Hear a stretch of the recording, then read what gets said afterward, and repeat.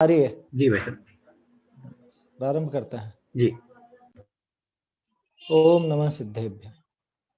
मंगलमय मंगल करण वीतराग विज्ञान नमो ताहि जाते भये अरहंतादि महान करि मंगल करि हो महाग्रंथ करण को काज जाते मिले समाज सब पावे निज पद राज।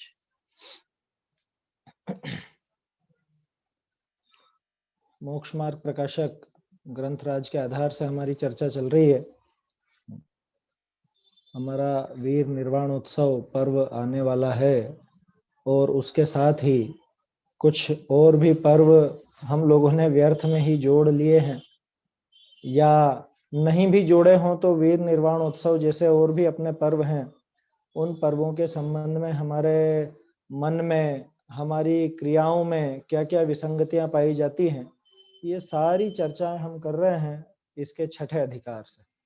मोक्ष मार्ग प्रकाशक में जो छठा अधिकार है, कुधर्म का निरूपण इसमें दिया हुआ है और उससे बचने का उपाय भी बताया है, उससे बचना क्यों आवश्यक है ये भी बताया है। सबसे बड़ा पाप कल हमने चर्चा की थी, 70 कोड़ा कोड़ी सागर के बंद करने वाला दर्शन मोहनी हर किसी को नहीं बंधता, ग्रहित मिथ्या दृष्टि जीव को बंधता है।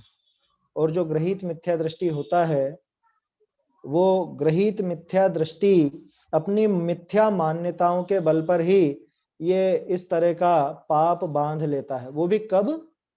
जब वहां से मुक्ति का मार्ग मिल सकता हो।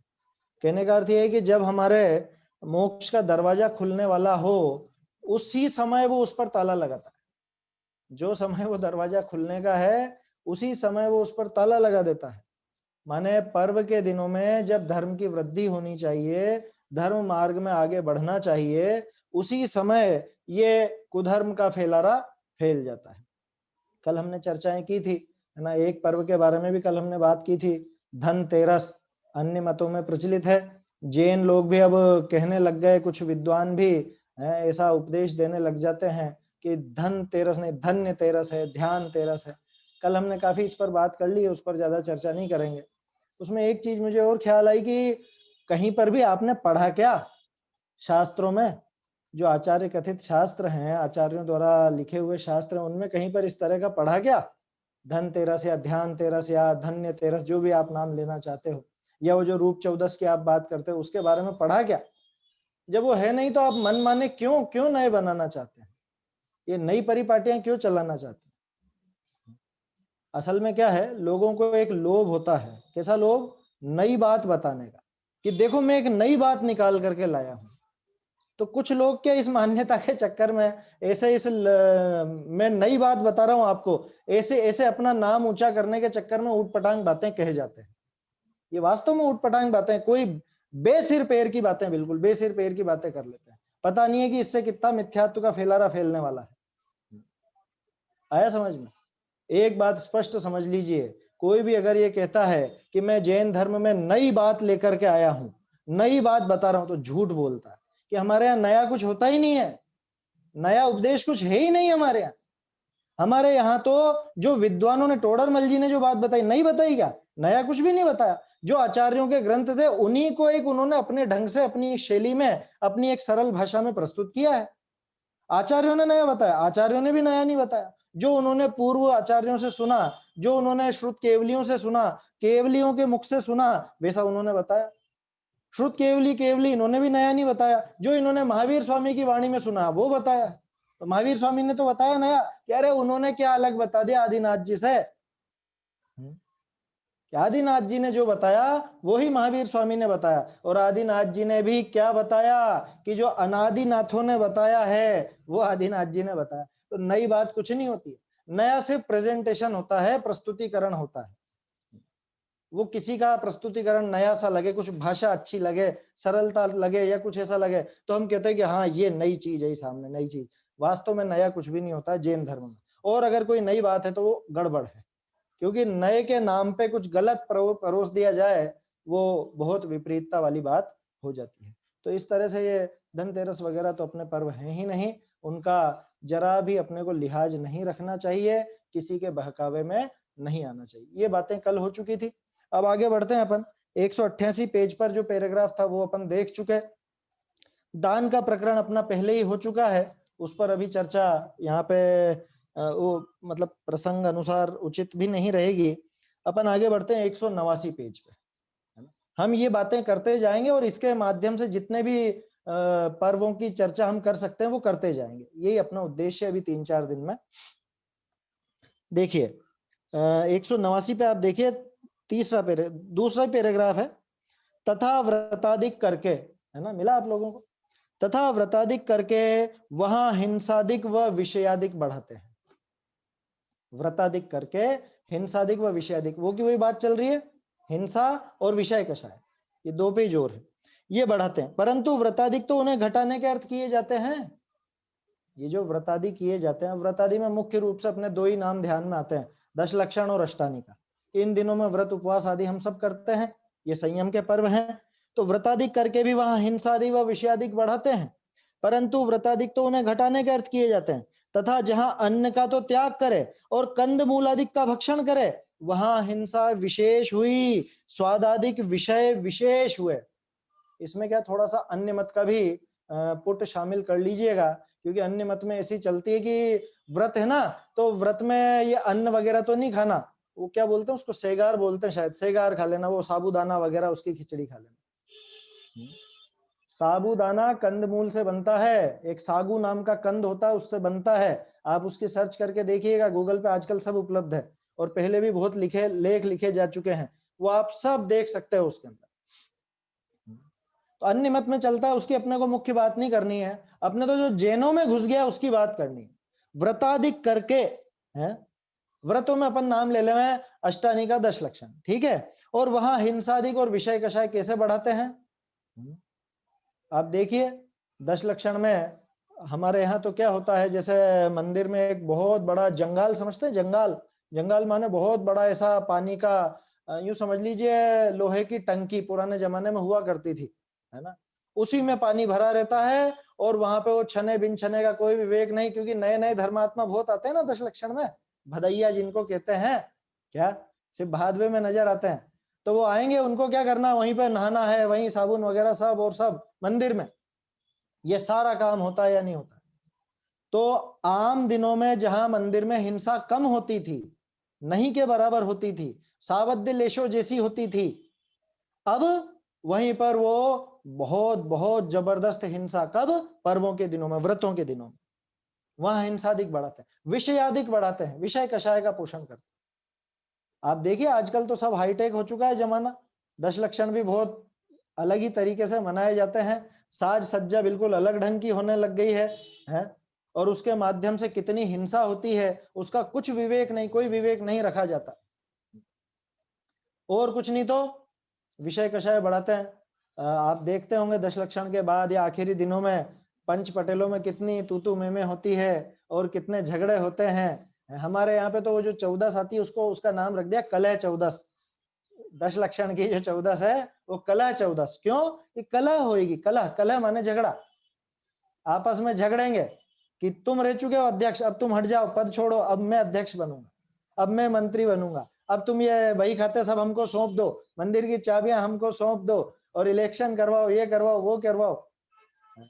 इतना गनीमत मानो कि लठ मार नहीं होती है बस, है ना, नहीं तो लड़ाई झगड़े में कोई कमी नहीं रह जाती। ये स्थिति बन चुकी है, कब, व्रताधिक करके वहां हिंसाधिक व विषयाधिक बढ़ाते हैं। ये तो मैंने दश लक्षण की बात की, अभी अपने को वो मुख्य रूप से नहीं करनी, मुख्य बात तो अपने को अन्य जो भी पर्व हैं उन सब पर देखना है। क्या हम ऐसा नहीं करते हैं, व्रताधिक करते हैं और फिर विषयाधिक बढ़ाते हैं? कैसे, आपने किया उपवास या बच्चियों को कराया उपवास, अब बच्चियां साल भर तो धर्म का कुछ लेना देना है ही नहीं, कि बेटा तू तो उपवास कर ले, बस ये सप्तमी का उपवास कर ले, क्या सप्तमी का उपवास करवाते हैं ना बच्चियों से, है?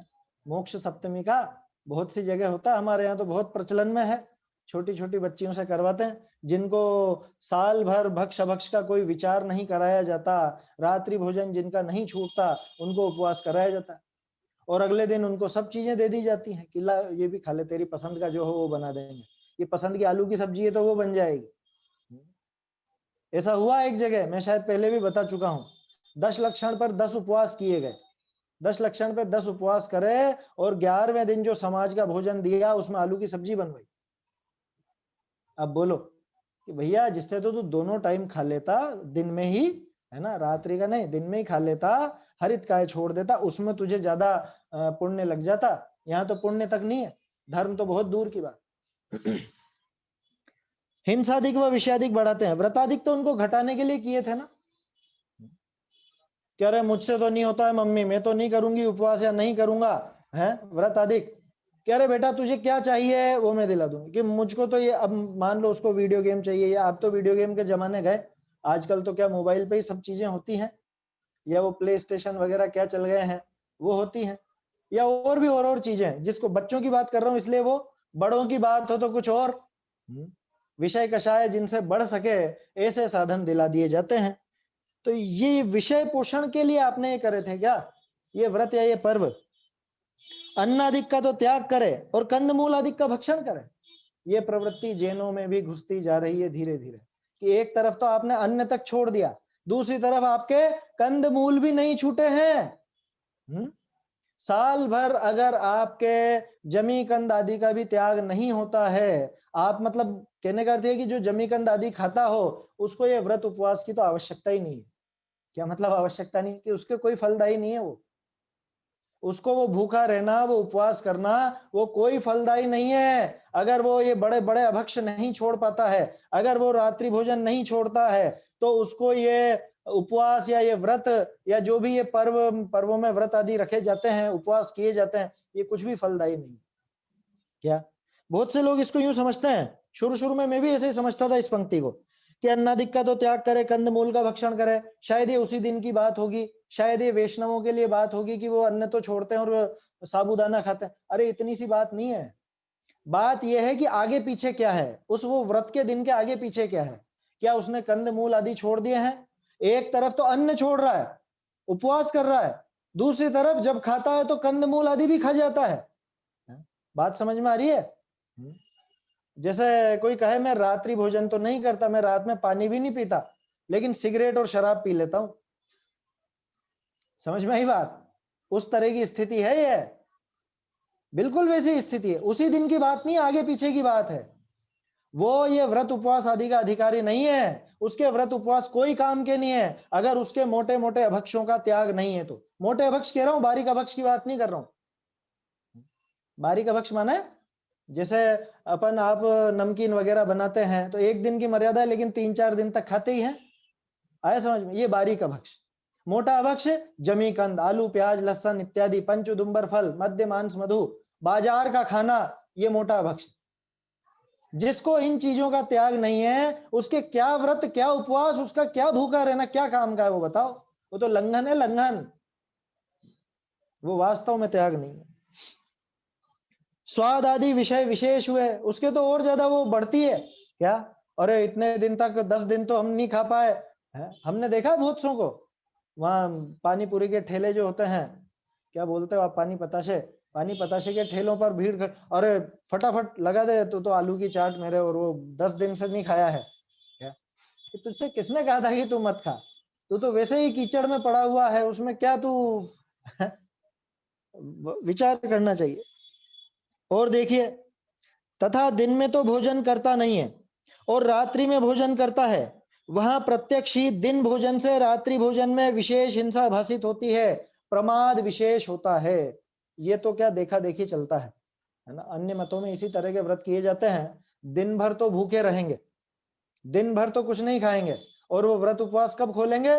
रात में। अब ये जो प्रसंग आया ना, इससे मुझे एक बात ख्याल में आती कि जैनियों में ऐसा कौन सा पर्व है, कि जैनियों में तो ऐसा कोई पर्व है नहीं, ऐसा कोई व्रत है नहीं, लेकिन अब घुस चुका है। कौन सा? करवा चौथ। थोड़े दिन पहले निकला ना है। जैनी महिलाएं भी हैं, जैन शासन का पालन करने वाली सच्चे देवशास गुरु जिनको मिले हैं, वो भी करवा चौथ मनाने लगी। रात को वो चलनी से क्या क्या करते हैं मुझे पूरा पता नहीं है, वो चांद वांद देख के और फिर पति का मुंह देख के और फिर खाती हैं, और क्या है। अन्य मत जैसी प्रवृत्ति जैन धर्म में भी। भैया तुझे खाना था दिन में खाती ना, रात में क्या है उसमें? अच्छा, और उससे होता क्या है ये तो बताओ। इसमें कई स्तरों पर अपन बात करें तो अगर प्रमाण के स्तर पर बात करें तो करवा चौथ नाम का कुछ भी नहीं है अपने जैन शासन में, तो कुछ भी नहीं। ठीक है, युक्ति और तर्क के स्तर पर बात करें तो क्या होगा उससे? क्यों रखा, पूछो उससे जरा, क्यों रखा भैया आपने करवा चौथ का व्रत क्यों रखा? कह रहे नहीं नहीं, उससे पति सकुशल रहता है, पति के मंगल कामना। कि तुम्हारे पति ने भी तुम्हारे लिए मंगल कामना करी क्या कभी ऐसी है? और तुम जो ये मंगल कामना कर रहे हो, ये मंगल कामना करने से तुम्हारा पति हमेशा जिंदा रहेगा? आज तक किसी का पति मरा ही नहीं होगा जिसने करवा चौथ के व्रत कर है। अरे मरते ही है ना, ये तो स्वभाव है, इसमें कोई किसी को श्राप नहीं दे रहे हैं कि जा तेरा पति मर जाएगा है। श्राप वगैरह कुछ भी नहीं है, लेकिन होता है ना, ये तो जीवन मरण तो लगातार चलता ही है। कोई भी व्यक्ति मरता है तो अमूमन किसी न किसी का पति तो होता ही है। जिनकी शादी नहीं हुई हो उनकी बात अलग है, बाकी जो शादीशुदा मर रहे हैं तो किसी न किसी के तो पति हैं ही सही। और उसने वो करवा चौथ का व्रत किया है तो उसका पति ये कभी मरता नहीं है, फिर किस लिए? और आप कुंद कुंदाचार्य को चैलेंज कर रहे हो यहां पर, कैसे? उन्होंने तो ये कहा निज आयु से जीवित रहे हैं, यह बात जिनवर ने कही, तुम जिला कैसे सकोगे जब आयु दे सकते नहीं। निज आयु क्षय से मरण हो, यह बात जिनवर ने कही, तुम मार कैसे सकोगे जब आयु हर सकते नहीं। दोनों तरफ से कहा कि तू ना तो जिंदा रख सकती है उसे, तो ना तू उसे मार सकती है। आया समझ में कि ये चीज दिलाते हो कि नहीं? नहीं तो अभी व्रत तोड़ू, ऐसे चुटकुले बनाए जाते हैं बहुत से। क्या कि अभी करवा चौथ का व्रत तोड़ दूंगी, ये मुझे सेट नहीं दिलाया, नेकलेस नहीं दिलाया, हार नहीं दिलाया, तो क्या? ऐसे ऐसे भी चुटकुले बनते हैं ना। कह रहे भैया जिसकी जितनी आयु हो उतना ही जीवित रहता है, उससे अधिक जीवित रह नहीं सकता और आयु के पहले मर नहीं सकता। तुम्हारा ये करवा चौथ से तुम अगर सोचते हो कि इससे हमारे कुछ अच्छा होगा, कुछ मंगल कामना, कुछ उसका शुभ शुभ शुभ होगा, स्पष्ट ग्रहित मिथ्यात्व को बढ़ावा देते, स्पष्ट रूप से ग्रहित मिथ्यात्व, ग्रहित मिथ्यात्व। ये हमारा कोई पर्व नहीं है। और घुस गया, क्या करे, चारों तरफ से उन्हीं लोगों से घिरे हैं ना। बहुसंख्यकों का अल्पसंख्यकों पर स्पष्ट रूप से सामाजिक प्रभाव पड़ता है, ये एक सामाजिक विज्ञान की बात है। क्या तो आप जो ज्यादातर नजर आएगा आपको, आपके धीरे धीरे बच्चे भी अगर वो धर्म मार्ग में नहीं लगे, अगर उनको आपके धर्म की सच्चाई पता नहीं है तो वो उनके चक्कर में आ जाएंगे। देखा देखी होता ही है काम। वो देखेंगे कि अच्छा अच्छा ऐसा होता है, ऐसा जुलूस निकलता है, ऐसा काम किया जाता है, तो जहां पे धर्म की जरा भी चर्चा नहीं हो वहां ये बातें घुसते देर नहीं लगती, बहुत आसानी से वो चक्कर में आ जाते हैं। आपकी पड़ोसन आपसे कहे कि भाभी जी आपने नहीं रखा क्या व्रत, फिर आप शर्म शर्म में कह रहे नहीं नहीं मैं भी रखूंगी, अब मैं भी रखूंगी। क्या होता है इससे, कैसे क्या करता है? अब उसको अगर अपने धर्म का जरा भी पता नहीं है, अपने वस्तु स्वरूप का जरा भी पता नहीं है, तो आ जाएगी चक्कर में, 100% चक्कर में आ जाएगी। इसलिए बच्चों को धार्मिक ज्ञान बचपन से ही देना चाहिए। इस मामले में बिल्कुल स्पष्ट आपका दिमाग होना चाहिए कि लौकिक विद्या के लिए आप जोर डालो चाहे नहीं डालो, धार्मिक विद्या के लिए, अपना धर्म सिखाने के लिए तो बचपन से ही बच्चों को जोर देना, बचपन से उनको ये चीज सिखानी कि हमारे क्या पर्व है, हमारे धर्म कैसा, हमारा स्वरूप कैसा देवशास गुरु का। ये बहुत जरूरी है, ये पाठशालाएं बहुत जरूरी हैं। गजब है, जमाना ही उल्टा है। हमारे यहाँ तो पाठशालाएं बंद कराने के लिए अभियान चलाए जाते हैं। क्या ऐसी पद्धति है? पाठशालाएं बंद करवाई गई योजना, हमारे यहाँ बहुत विचित्र स्थिति है। आया समझ में? सभी जगह है, सभी जगह है ना, पूरे देश भर में ऐसी स्थिति है। वो तो असल में यूं है कि वो आपकी पाठशाला है, आप हमारी पाठशाला चलने दो। आपकी पाठशाला तो बंद होनी चाहिए क्योंकि आप गलत सिखाते हो, हमारी पाठशाला में हम अच्छा सिखाते। ऐसा व्यक्तिगत विरोध है, मतलब क्या दिमाग हो गया? पढ़ा लिखा जैन समाज है और आपको ये चीज आगे बढ़ानी चाहिए। अपने को तो खुशी होनी चाहिए, कोई भी पढ़ाए कि ठीक है तुम पढ़ाना चाह रहे हो पढ़ाओ, ये लो हमसे ले लो पुस्तकें, पढ़ाओ तो सही, गलत मत पढ़ाना, लेकिन शास्त्रोक्त पढ़ाना बहुत जरूरी है ये। हनुमान जी, हनुमान जी कहते थे आपके दिमाग में पहला चित्र क्या बना? क्या बना पहला चित्र? क्यों बना? क्योंकि बचपन में आपने वो देखा है, बचपन से आपने वो चीज सुनी है, तो हनुमान जी कहते थे आपके दिमाग में वो ऐसा चित्र बना। ये दुख हम भोग रहे हैं ना। अब अपने को असली बात मालूम चल गई, बच्चों को बचपन से वो पद्म पुराण, हरिवंश पुराण, ये चीजें पढ़ा दीजिए, है ना। वो नहीं पढ़ पाए तो आप उनको कहानियां सुनाइए। जो जिनकी उम्र थोड़ी ज्यादा हो गई, जो दादियां बन चुकी हैं, नानियां बन चुकी हैं, कम से कम वो थोड़ी देर मोबाइल छोड़ करके अपने बच्चों को ये पद्म पुराण, हरिवंश पुराण आदि की कहानियां पढ़ाएं, सुनाएं, ताकि उनके दिमाग में वो चित्र नहीं बने जो आज आपके दिमाग में बन रहा है। ये बहुत जरूरी चीजें हैं, ये बचपन से ये चीजें बहुत जरूरी है सिखाना बच्चों को। तो ये क्या हुआ, ये दिन में तो भोजन करता नहीं है, रात्रि में भोजन करता। कौन? अजैनों के लिए बात चल ही नहीं रही है, ये तो जैनों में जो घुस गया उसकी बात चल रही है। जैनों में ये घुस गया है। चलो ठीक है साहब, अब कुछ लोग क्या थोड़े समझदार थे, उन्होंने सोचा कि ये जैन औरतें देखे देखिए ये करवा चौथ वगैरह करने लगी है, एक काम करो अपना ही कोई दूसरा त्योहार बना लो। तो उन्होंने एक सुहाग दशमी बना दिया, सुहाग दशमी नाम का एक त्योहार बना दिया। उसमें भी वैसी कुछ कहानी जोड़ दी। क्या कहानी? वो की वही नाम पलट दिया, तिथियां पलट दी, नाम दूसरा दे दिया, सुहाग दशमी रख दिया कि अपने करवा चौथ नहीं मनाते, अपने तो सुहाग दशमी मनाते हैं। ये मालूम कैसा है? ये ऐसा है कि मरी हुई बिल्ली को फेंकने गए और बड़ा ऊंट आकर के बैठ गया और वो मर गया। मरी बिल्ली के चक्कर में वो ऊंट आकर के बैठ गया। अब निकालो इस ऊंट को, कैसे निकालो? और कहानियां चली हुई हैं, 200-300 साल से तो चली रही है सुहाग दशमी की कथा है, सुहाग दशमी व्रत कथा। ये पर्व नहीं है अपने, हमारे पर्व अहिंसा और वीतरागता को बढ़ावा देने वाले होते हैं। राग द्वेष के लिए वहां रंच मात्र भी जगह नहीं है। आपकी सुहाग दशमी में क्या क्या चीज बढ़ रही है बताओ? वीतरागता बढ़ रही है कि और राग बढ़ रहा है? हमारे यहाँ तो कहते हैं कि भैया पति भी तेरा नहीं है, तू तो अकेला आत्मा है, तू तो एकत्व विभक्त शुद्ध आत्म स्वरूप है। ये पति पत्नी, माता पिता, पुत्र पुत्री, भाई बहन, ये सब बिल्कुल न्यारे हैं, तुझसे सर्वथा न्यारे हैं। तू इनका करता धरता हरता नहीं है, है? तेरा संबंध अगर किसी से है तो तेरे अनंत गुणों से है। वो तेरा समाज है, वो तेरा परिवार, अनंत गुण परिवार हमारा बोलते तो हो आप। ओ मेरा पति, मेरा पति कहां से? ये सुहाग दशमी तो और मेरा पति, वो राग को बढ़ावा देने की बात आ गई। तो जहां राग बढ़े और उसमें धर्म माने, ये कुधर्म हो गया। आया समझ में? ये प्रासंगिक है चर्चा, आप नहीं समझे ऐसा कि पता नहीं कहां कहां की बातें कर रहे हैं। भाई पर्व और धर्म ये साथ साथ चलते हैं, पर्वों के आधार पर धर्म चलता है। तो इसलिए, और अभी प्रसंग है इसलिए अपन ये बात कर रहे हैं, नहीं तो बाद में कहां इस प्रकरण में भी बात नहीं होती इस तरह की।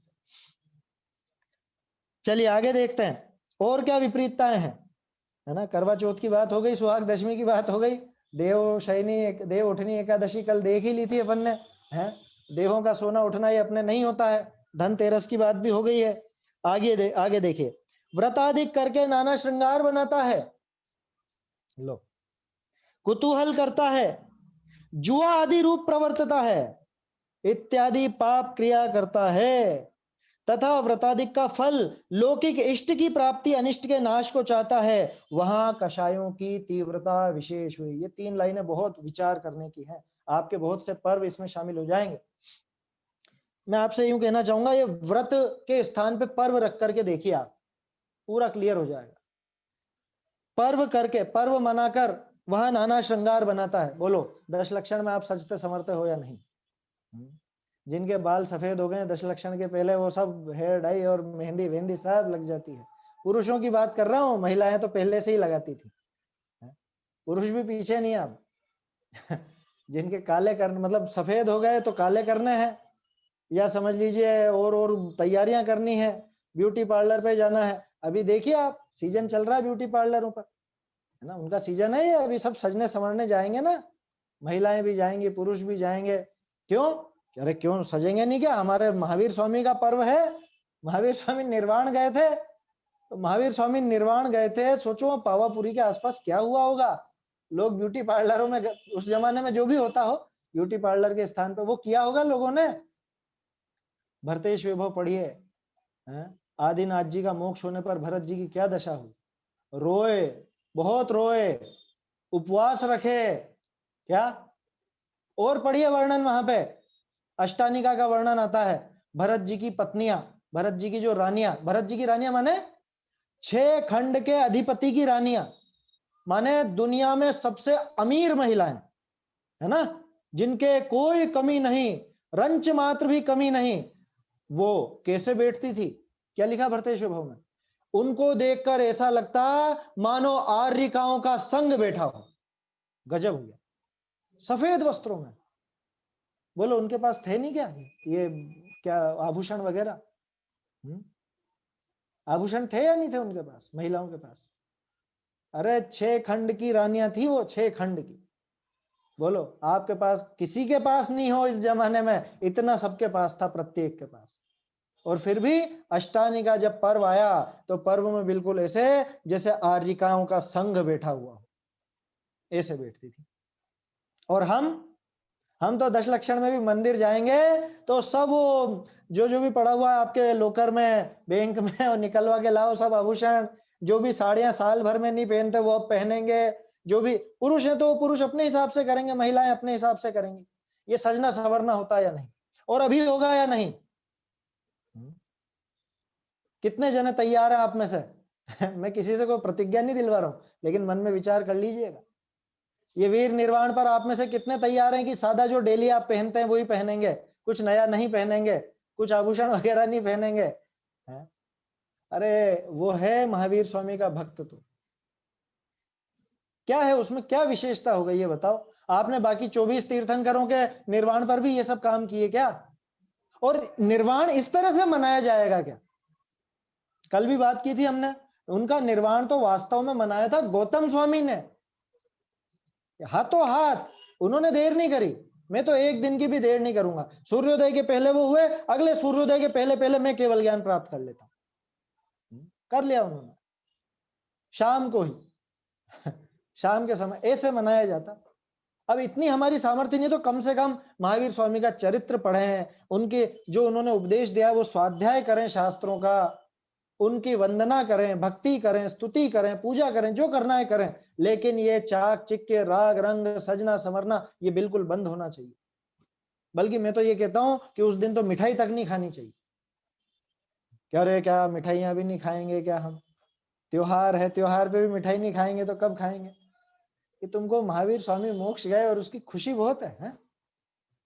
कह रहे तो क्या खुशी का पर्व नहीं है क्या? तो मुझे ये बताओ, आपके घर से किसी व्यक्ति का कोई ऐसी नौकरी लगी हो, ऐसा कुछ प्रमोशन हुआ हो कि जिसमें मतलब उसको बहुत बहुत उसका जीवन आराम से शांति से कट जाएगा, बहुत सुखी हो जाएगा, बहुत सारी चीजें, मतलब लौकिक की बात कर रहे हैं अपन, वो सब उसको काफी अच्छा हो जाएगा, उन्नति बहुत हो जाएगी।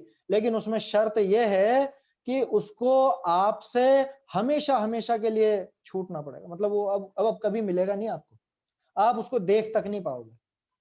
बोलो खुशी है या दुख है? कह रहे बहुत बहुत तरक्की हुई है, खुशी क्यों नहीं है? कह रहे आज के बाद कभी देख तक नहीं पाएंगे हम इन्हें। खुशी होगी या दुख होगा? मिठाइयां तो बना ले, में क्या करें ऐसी तरक्की में?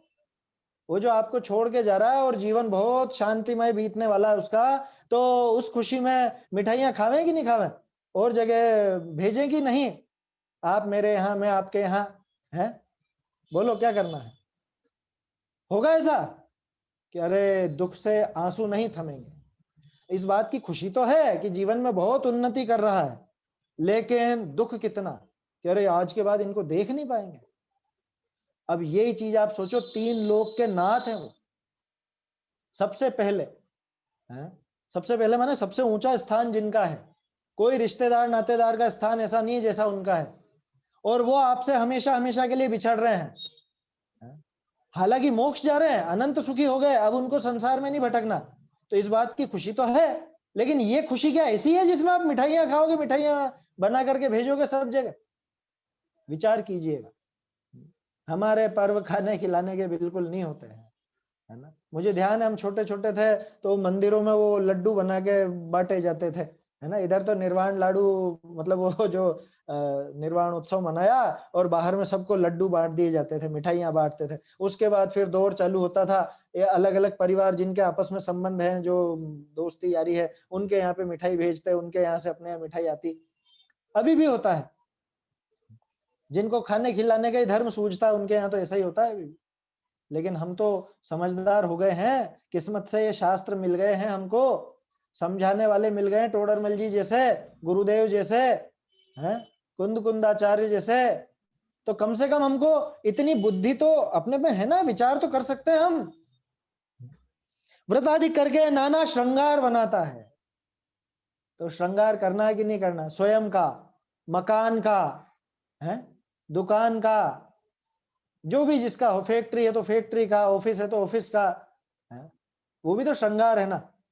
इधर स्वयं का श्रृंगार होता है, इधर मकान दुकान का श्रृंगार होता है, वो लाइटिंग वगैरह सब। कितनी हिंसा उसमें है, कितना राग है उसमें, राग द्वेष कितना है, ये विचार कीजिए। मैं पिछले साल की आपको घटना बताता हूँ, शायद पिछले या पिछले के पिछले साल की घटना, असली घटना बताता हूँ। बड़नगर एक जगह है उज्जैन के पास, मेरी छोटी बहन वहां पर है। तो उनके ही पास में दीपावली के दिन ये वो जो दीपक लगाते हैं, है ना, वो दीपक उन्होंने लगा के छोड़ रखा था। और उनका कपड़े की दुकान थी, अच्छी बड़ी दुकान थी, वो पूरी जल के, और उसी के पीछे मकान था, सब खाक हो गया, पूरा खाक हो गया, जल के पूरा जल गया पूरा। सोचो, इस साज सज्जा में, ये साज सज्जा का लौकिक फल बता रहा हूं मैं, पारमार्थिक तो जो है सो है आगे का, है? लेकिन लौकिक में भी कितना सुख मिल गया इस सजावट से। थोड़ा गंभीरता से हम विचार करें कि अच्छा साहब एक काम करेंगे, बस एक ही दिया लगाएंगे आपके साथ। अरे ये बात कल भी कर ली है, क्यों क्यों लगाना है दिया, ये तो बताओ, क्यों लगाना है, किसके आयोजन में लगाना? आपके घर में लाइट नहीं हो तो लगा लेना, आपके घर में बिजली नहीं हो, है ना, वैसे तो सरकार दावा कर रही है कि हर गांव में पहुंच चुकी है बिजली, लेकिन किस्मत से अगर आपके यहाँ नहीं हो तो जला लेना भाई, रोशनी के लिए दिख जाए, आने जाने में टकराओ नहीं आप इसलिए। लेकिन अगर वो है, लाइट है, तो उसका ही सीमित प्रयोग कर लो ना, जो भी आपको जरूरत हो तो। अच्छा, और गजब की बात है, मुझे कई बार आश्चर्य होता, बचपन से मैं सोचता था ये लाइटिंग वगैरह करते हैं और सब सजाते हैं, ये कब कब दिखाते हैं? ये रात में, दिन में तो दिखती ही नहीं, दिन में तो जलती ही नहीं, रात में। रात में कितनी देर दिखेगी? 9, 10, 11, है ना। कोई विशेष प्रवृत्ति वाले लोग होंगे, ज्यादा जागने वाले हैं, तो वो 12-1 बजे तक देख लें, बाकी तो सोएंगे ही सभी। तो कब दिखा रहे हैं? जब कोई देखने वाला जागता नहीं रहेगा, सोता रहेगा, उस समय वो दिखाना चाहते हैं। अरे भाई, क्या कहाँ बुद्धि जा रही है, कहाँ, क्या विचार ही नहीं, कुछ भी विचार नहीं है।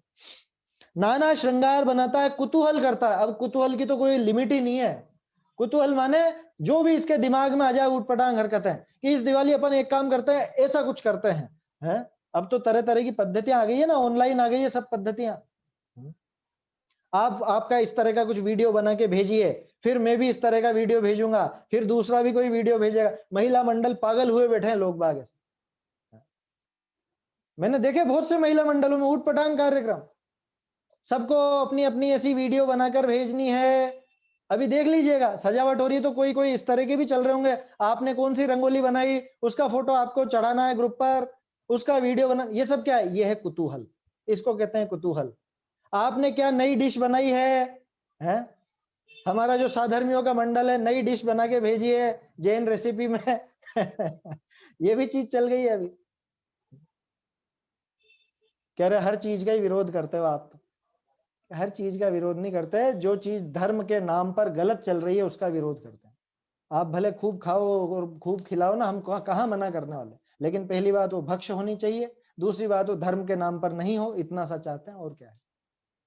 और कोई रेगुलेशन थोड़ी ना, ये तो समझने की बातें हैं। आप मानो तो नहीं, मानो तो मानो, नहीं मानो तो आपके आप जानो, उसमें हम क्या कर सकते हैं। टोडरमल जी क्या करेंगे उसमें?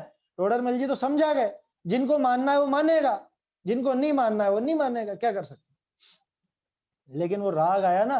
दीपचंद जी साहब थे, दीपचंद जी कासलीवाल, नाम सुना हो आपने, भाव दीपिका जिनका ग्रंथ है, और बहुत से ग्रंथ है, अनुभव प्रकाश है, चिद विलास है। तो वो एक बात लिख गए, क्या, कि सुनने वाला कोई है नहीं, इसलिए लिख जाते हैं, समय आने पर किसी को होगा ऐसा भाव तो पढ़ लेगा, सुन लेगा, सीख लेगा। तो ऐसा ही भाव आया आचार्यों को, ऐसा ही भाव आया टोडरमल जी जैसे विद्वानों को, तो लिख गए। अब ये तो हमारे ऊपर है, हमारी बुद्धि है कि हम उसको स्वीकार करें या नहीं करें, हम उसे ग्रहण करें या नहीं करें, या उसमें ही कुतर्क लगाते रहें। कुतूहल करता है, कुतूहल की कोई लिमिट नहीं है, आप लगा लीजिएगा आपके हिसाब से। मैंने एक आध उदाहरण दे दिया, क्योंकि कहां तक बात करें, बहुत सी चीजें आ जाती हैं। या आपके जितने भी खेल कूद हैं, जितने भी ये सोशल मीडिया का जो भी काम चलता है, ये सब कुतूहल है, सब कुतूहल। क्या टीवी वगैरह और ये सब उदाहरण दे नहीं सकते, इतने अनंत उदाहरण बनेंगे इस कुतूहल के। जुआ आदि रूप प्रवर्तता है। लो, ये इसी दिन ज्यादा होता है, दीपावली के दिन। और जैनी भाई भी लग जाते हैं, कह रहे ये तो शगुन है, शगुन है, जुआ खेलना तो अच्छा काम है, दीपावली में तो अच्छा शुभ माना जाता है जुआ खेलना। ये अन्य मत में ऐसी मान्यता चलती है, जैनों में भी घुस गई। जैन लोग करने लग गए, सट्टा लगाने लग गए, जुआ खेलने लग गए। तो भैया क्या है, तुम्हारा विचार तो करो। आप पर्व के दिनों में ऐसा काम करते हो, सामने वाला व्यक्ति तो ये देखेगा, हाँ जैनों में भी ऐसा होता, मैंने जैन धर्म इस तरह का है। आप जैन धर्म को बदनाम कर रहे हो, सच्चे देव शास्त्र गुरु को बदनाम कर रहे हो अगर इस तरह का काम हो रहा है। गंभीरता से विचार करने लायक है बात है। जुआ आदि रूप प्रवर्तता इत्यादि पाप क्रिया करता है तथा व्रतादिक का फल क्या मानता है। हमने व्रत रखा, काय का व्रत रखा कि हमने तो अभी जो नाम लिए अपन ने दो चार वो भी हैं, ऐसे ही समझ लीजिए वीर निर्वाणोत्सव आदि। बहुत से लोग पंच कल्याणक के व्रत भी करते हैं ना, ऐसे भी व्रत करते हैं, भगवान के जो भी कल्याणक हैं उन सबके व्रत करेंगे या कुछ भी इस तरह से करेंगे।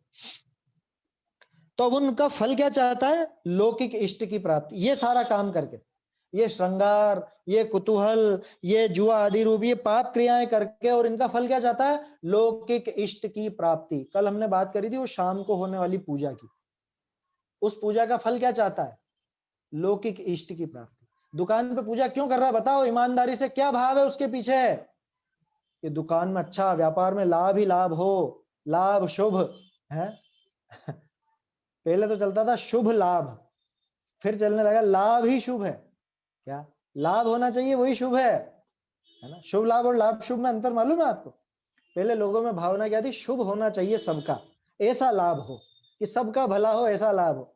अब भावना चल चुकी है, लाभ होना चाहिए मेरा, वही शुभ है, चाहे कैसे भी हो, दूसरे का बुरा करके भी हो, पाप करके भी खुद का लाभ चाहता है।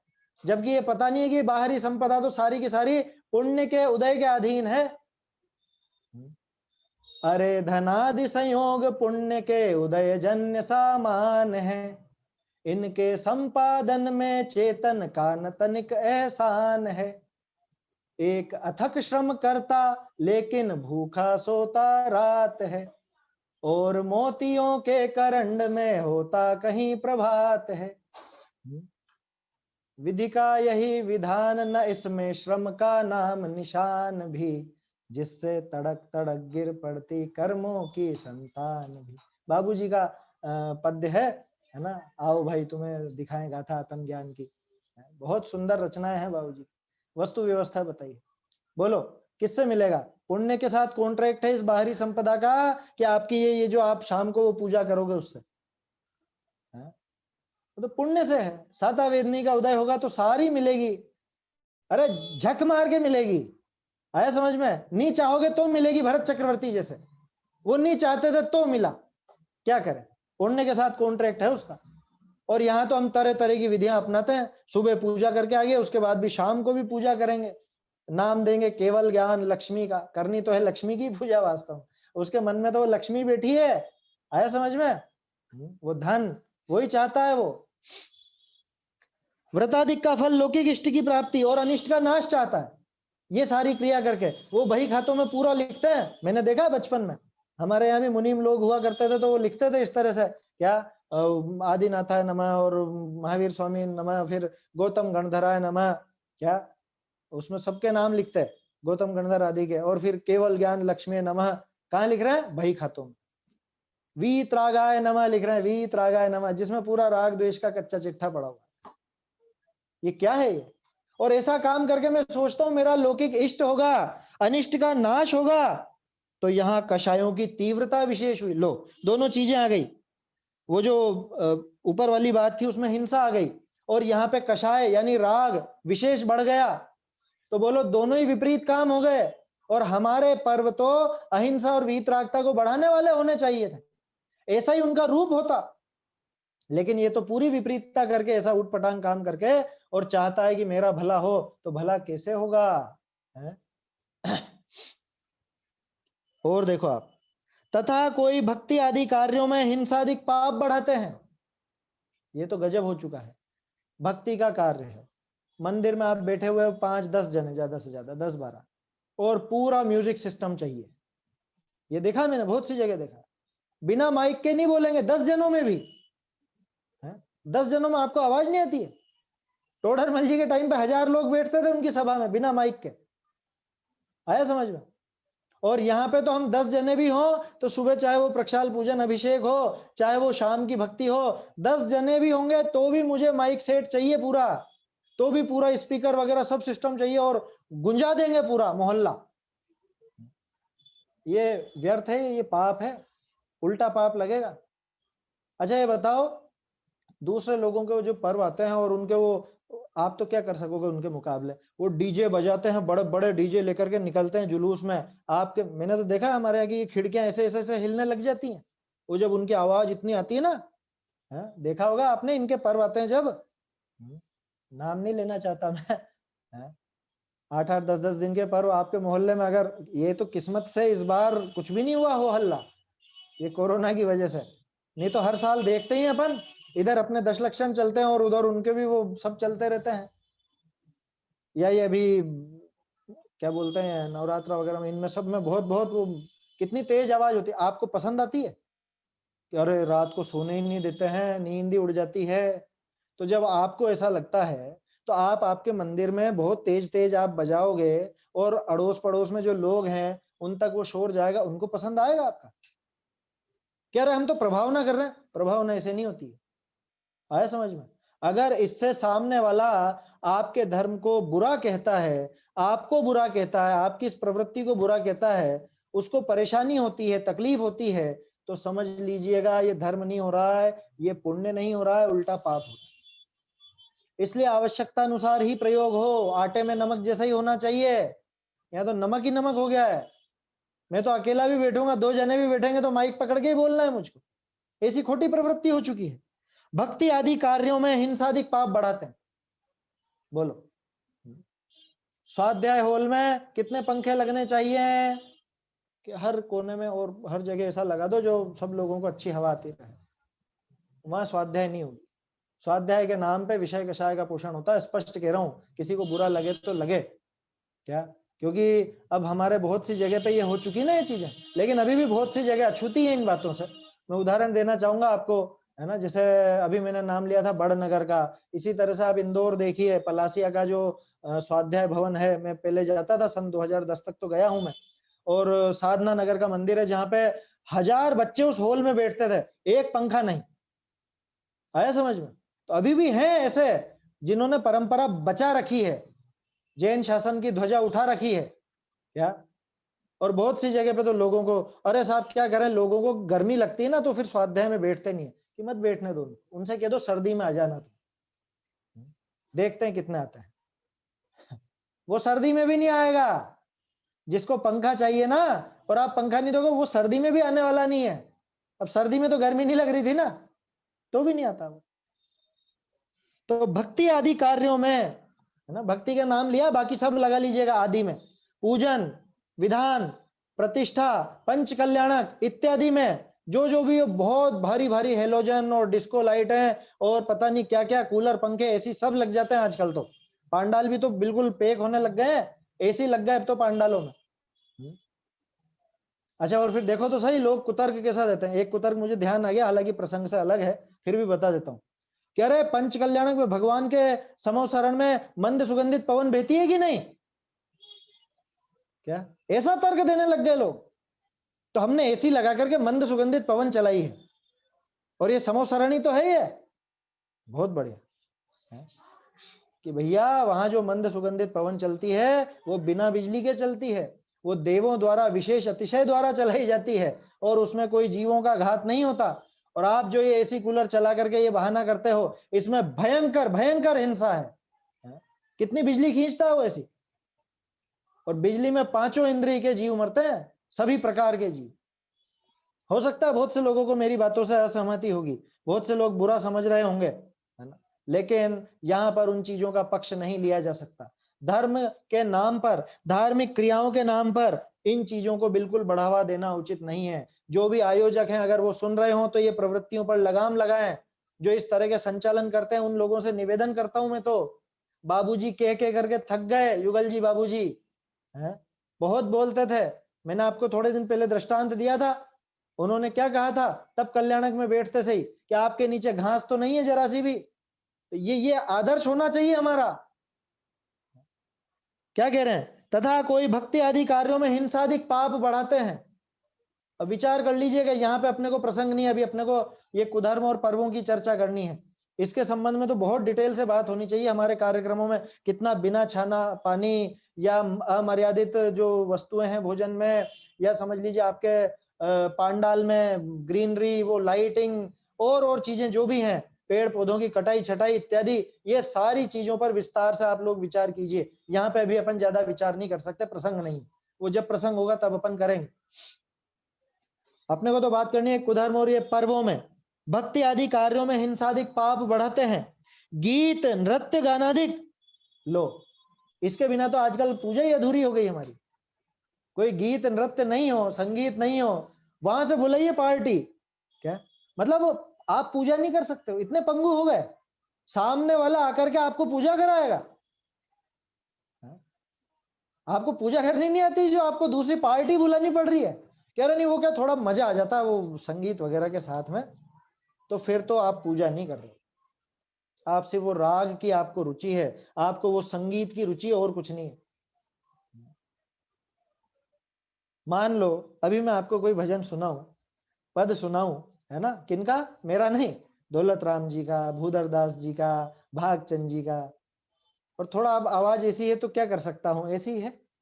और कोई दूसरा सुना, अरे उन्होंने क्या गाया है, क्या भाव भर दिए हैं, मतलब वो गाने वाले का और वो संगीत का आपको बहुत वो भाव वो रुचता है आपको, उसमें आपके भाव बन जाते हैं। कह रहे उससे क्या मन लग जाता है, कि मन आपका उस संगीत में लग रहा है तो बहुत खतरनाक बात है। आप वहां जो वो विद्वान का वो जो भजन है, उन कवियों का जो भजन है, आप उसके पद की गंभीरता तो समझ ही नहीं रहे हो, आप तो उसमें बह रहे हो, उसकी राग में, उस संगीत में। और नृत्य गान अधिक, कितनी बात करें इसकी, है? नृत्य गान के बिना पंच कल्याणक संभव है या नहीं, मेरा एक प्रश्न है आपसे, है? नृत्य और गान, नाचना और संगीत आदि, इनके बिना संभव है या नहीं? तो अरे ऐसा कैसे होगा, ये कहां लिखा रहा है पंच कल्याणक की विधि में ये चीजें होनी चाहिए? पंच कल्याणक तो उस प्रतिष्ठा का नाम है, और पंच कल्याणक में ये सारी चीजें हो ये कोई जरूरी नहीं है। अच्छा चलो एक और बात कहता हूँ, आदिनाथ जी के पंच कल्याणक में नीलांजना का नृत्य आवश्यक है या नहीं? गंभीरता से विचार कीजिए। लेकिन क्या करें, लोगों को रिझाना है ना, लोग बाग जुड़ते किससे, घटनाएं हो, ये घटनाओं की वजह से दो ही रह गए पंच कल्याणक, या तो आदिनाथ जी का या नेमिनाथ जी का, बहुत कम होते हैं बाकी के तो, क्योंकि एक में बारात देखने को मिल जाती है, एक में वो नृत्य गान देखने को मिल जाता है। अजित नाथ जी का नहीं सुना होगा कभी आपने पंच कल्याणक, सुमति नाथ जी का, अनंत नाथ जी का सुना कभी? गलती इसमें आयोजकों की नहीं है, गलती तो समाज की, आप लोगों की। आपकी रुचि उसमें है तो वो वैसा दिखाते हैं। अगर आप बिल्कुल, समय ज्यादा हो रहा है अपना, अगर आप बिल्कुल जो सीधा साधा अपना धार्मिक कार्यक्रम धार्मिक रूप से चले और उसी को आप सफल बनाने का पैमाना जो है लौकिक, वो समझ लीजिए आप, क्या उसको या आप रुचि पूर्वक उसमें उसका लाभ लें, रुचि पूर्वक उसमें जुड़े, तो क्यों फालतू के दंड फंद करना पड़ेगा किसी को भी, कोई नहीं करेगा फिर। तो ये तो हमारी गलती है, इसलिए ये प्रवृत्ति सुधार, इसमें सुधार की बहुत बहुत आवश्यकता है। ये पैराग्राफ पढ़ देता हूं मैं, अभी तो समय हो चुका है। तथा कोई भक्ति आदि कार्यों में हिंसादिक पाप बढ़ाते हैं, गीत नृत्य गानादिक व इष्ट भोजनादिक, लो बन रहा है इष्ट भोजन अभी है दीपावली में, इष्ट भोजन अधिक व अन्य सामग्रियों द्वारा, अब अन्य सामग्री की भी कोई लिमिट नहीं है, जिसका जितना मन पड़े, अन्य सामग्रियों द्वारा विषयों का पोषण करते हैं, विषय कषाय का ही पोषण करना चाहते हैं, वही खेल कूद करके, और जो कुतूहल में बात करी वो सब ले लीजिएगा। कुतूहल प्रमाद आदि रूप प्रवर्तते हैं, बोलो कब, चाहे दशलक्षण हो, चाहे अष्टानिका हो, चाहे वीर निर्वाणोत्सव हो, या और भी कोई अपना महावीर जयंती ले लीजिए, महावीर जन्म दिवस कहना चाहिए, जन्म कल्याणक कहना चाहिए, जयंती तो हर किसी की हो जाती है, उन सब में हमारी प्रवृत्ति कैसी हो गई? पूरी तरह से लौकिक हो गई है। खाना, खिलाना, घूमना फिरना, नाचना गाना, और हो गया काम, बस। बोलो, इसके अलावा मुख्य जो हमारा कार्य है वो कहाँ इसमें किया जा रहा है? बोलो। कुतूहल प्रमाद आदि रूप प्रवर्तित हैं, वहां पाप तो बहुत उत्पन्न करते हैं।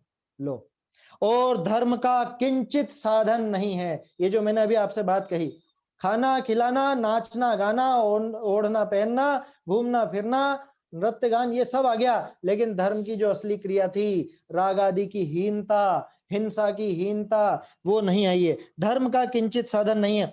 वहां धर्म मानते हैं सो सब कुधर्म है। इस पे और विशेष चर्चा करेंगे अपन, है ना। अभी तो और पर्वों की चर्चा करनी है हमें, तो उसकी चर्चा कल हो पाएगी। कल विनीत जी, समय क्या रहेगा कल? वो बात हुई क्या उनसे? क्योंकि कल कक्षा भी रहती है ना एक। विनीत जी शायद अभी जुड़े हुए नहीं है ना। तो जो भी होगा कंटिन्यू तो चलेगा ही सही, है ना। आप लोग तो 3:15 का समय है ही सही अपना। अगर मान लीजिए इसके पहले की कक्षा थोड़ा पहले हो गई तो ठीक, और नहीं तो 3:30 से चलेगा। 3:15 से आप लोग, यही समय है, इसी समय पर अपन ये चर्चा आगे बढ़ाएंगे, है ना। निज निधि निज में बताई, यह अनंत उपकार है। इसके लिए जिन वाणी माँ को वंदना शत बार है, वंदना शत बार है।